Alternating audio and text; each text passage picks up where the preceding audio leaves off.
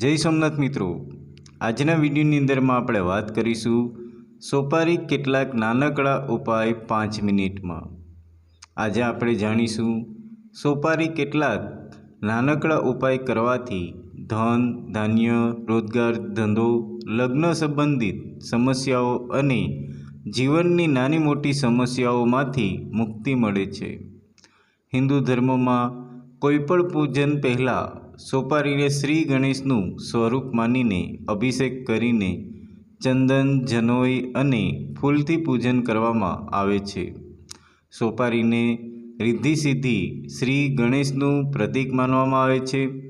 સોપારીનો ઉપયોગ શ્રી વિષ્ણુ અને માતા લક્ષ્મી સ્વરૂપ માનીને પૂજન કરીને જીવનમાં સુખ સમૃદ્ધિ પ્રાપ્ત થાય છે। આગળ આપણે સોપારીના કેટલાક નાનકડા ઉપાય જાણીએ। સોપારીના નાનકડા 5 ઉપાય। પહેલો છે, ઘરમાં પૂજન સમયે જ્યારે ગણેશ તથા રિદ્ધિ સિદ્ધિના રૂપમાં 2 સોપારીની પૂજા કરવામાં આવે છે।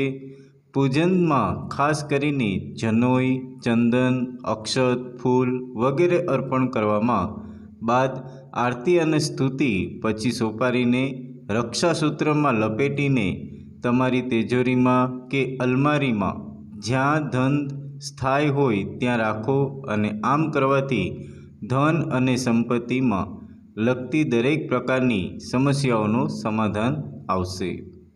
બીજો ઉપાય છે, જો તમારા ભવિષ્ય, કેરિયર, નાનો મોટો બિઝનેસ કે અન્ય કોઈપણ પ્રકારના કામમાં સફળતાના મેળવવા ઈચ્છતા હોવ તો કોઈપણ કાર્ય કરવા જ્યારે ઘરની બહાર નીકળતી વખતે સોપારી સાથે એક નાગરવેલ પાનના પોતાની સાથે રાખો। કાર્ય પછી જ્યારે ઘરે પાછા આવો એટલે પહેલાં શ્રી ગણેશનું નામ દઈને આ સોપારી અને પાન શ્રી ગણેશને અર્પણ કરો। કોઈપણ અવરોધ વિના સફળ થાઓ। ત્રીજો ઉપાય છે, લગ્ન જીવનની સમસ્યા એટલે વિવાહ ના થતા હોય તો એક સોપારી લો અને તેની ઉપર લાલ નાળા છડી અથવા તો રક્ષાસૂત્ર લપેટી લ્યો।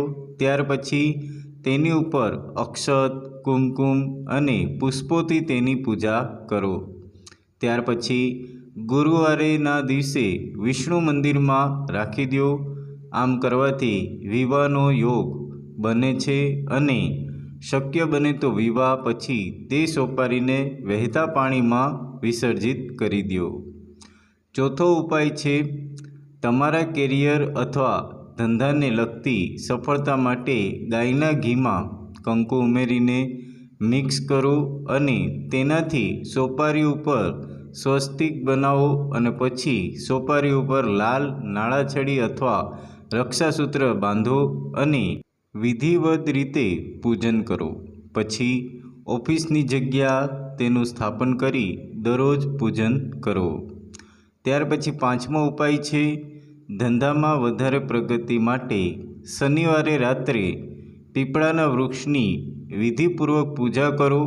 તેની સાથે 1 રૂપિયાનો સિક્કો અને સોપારી રાખો। પછી બીજા દિવસે સવારે સોપારી, સિક્કો અને પીપળાના વૃક્ષનું એક પાન ત્રણેય ઘરે લાવી અને તિજોરી કે ધનના સ્થાનમાં મૂક્યો। અને મિત્રો, આ સોપારીના નાનકડા ઉપાય જેનાથી જીવનમાં સુખ સમૃદ્ધિ, ધન પ્રાપ્તિ થશે અને પ્રગતિના માર્ગ પણ ખુલશે।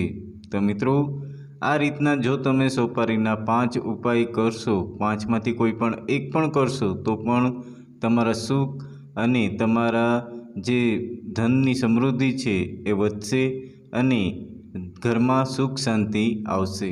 તો મિત્રો, આશા રાખીએ છીએ કે તમને આ વિડીયો ગમ્યો હશે।